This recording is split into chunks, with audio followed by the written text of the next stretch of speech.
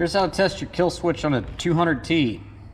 Need a T27 driver and a T15. T15 are all the handle screws that you need to take off. The T27 for the cover.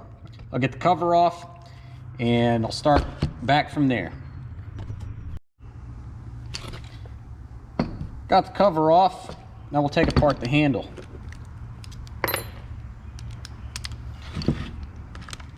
First thing, multifunction lever.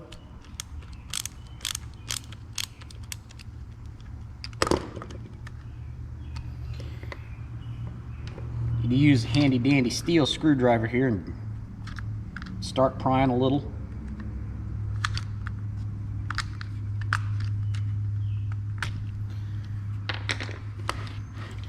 Then these 3 screws on the handle cap.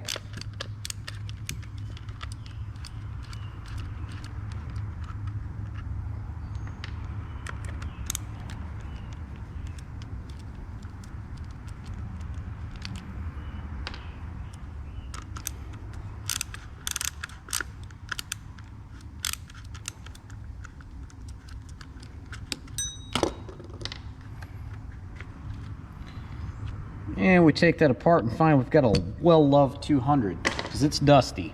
Clean that up and I'll be right back. Alright, got a little of the gunk blowed out of there. This might be a good point to take some pictures because if any of this falls apart, you might be a little frustrated getting it put back together. Hopefully you don't do that because if all the linkages come apart, you got to take the carburetor out.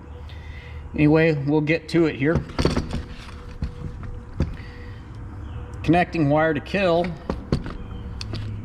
and the wire over here that goes underneath the handles would actually grounds it.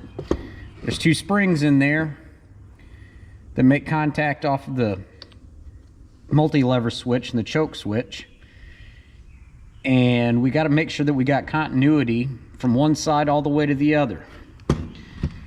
This is a little bit different coil than I'm used to. I don't know if this is an OEM or an aftermarket. They all work, but got to do a little bit different way of testing. I'd like to get in on this tab right here and make sure that I've got continuity all the way across, but I can't really do that. So kind of have to break it down, but get a multimeter, set it to about the 2K ohm scale, and when we're checking all this stuff, we want to see close to 0. A few tenths of an ohm or something ain't gonna matter. But we've got the wire coming off the coil here, which also goes to the spring that's on the farthest side or closer to the recoil starter, and we test that to make sure we got continuity between those 2 as we are right now. So I'll stick 1 probe over there. I'll have to back probe this one. And I'm getting less than 1 ohm. So we know our continuity is good there. Next one is to go to the screw underneath the handle where the yellow wire comes in at and probe this one.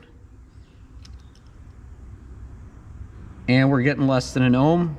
So we know we got continuity there. If it was an OL on your meter, it means there's a break in the wire somewhere and you might have to track that one down. If it's from the coil to the spring in there, you're gonna probably have to tear down your saw. Won't be fun, but sometimes this isn't fun. Next thing we do is with our lever in the down and off position, we can test all the way through from one side to the other. And if you get 0 ohms, you know you're good. If the connection between the springs and where they terminate on the either on the coil or down here on the ground side, you probably have a problem with this switch right here. That might be corroded. It happens a lot, or it gets oil and gummed up. You have to take that out and clean it. So you pull off the choke lever right here, drop it out of the way, and pull this out, and your interlock might fall out. These 2 little This bar right here is what makes the contact. Spray that with some carb cleaner, clean it up, maybe even the same thing with the springs, and that should do it. It's the most common problem with all the kill switches and the top handle saws. And we'll start going back together because there's a couple of tricks on this. Make sure everything, your springs are on nice and tight and seated in there. There's a few posts and some bends in the springs that hold it together. Same thing with the 200 or 201s. Get this reset nice and gentle. These are kind of persnickety little dudes. And we'll take our choke lever, and this spring will have to push out of the way a little bit just to get it, because it slides right in the hole where the screw holds the handle together.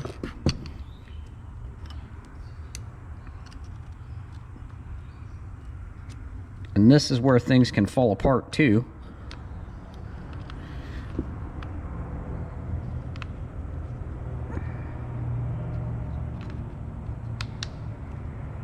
That's it. Start up and then rotate down. Everything's all nice into place. Carefully put your handle back together, because this is where all this stuff goes wrong. Don't forget your choke lever like I just about did.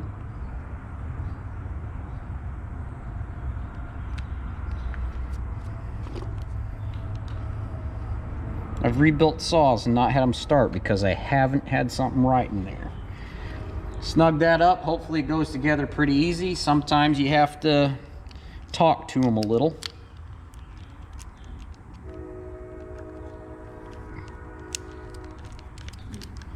And as you're putting these screws back on snug, you don't have to be lug nut tight. You strip things out and everything starts falling apart on you later.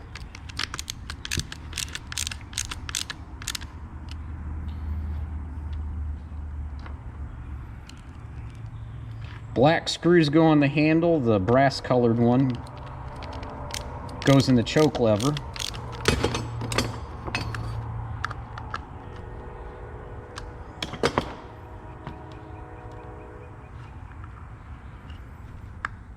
Snap that down.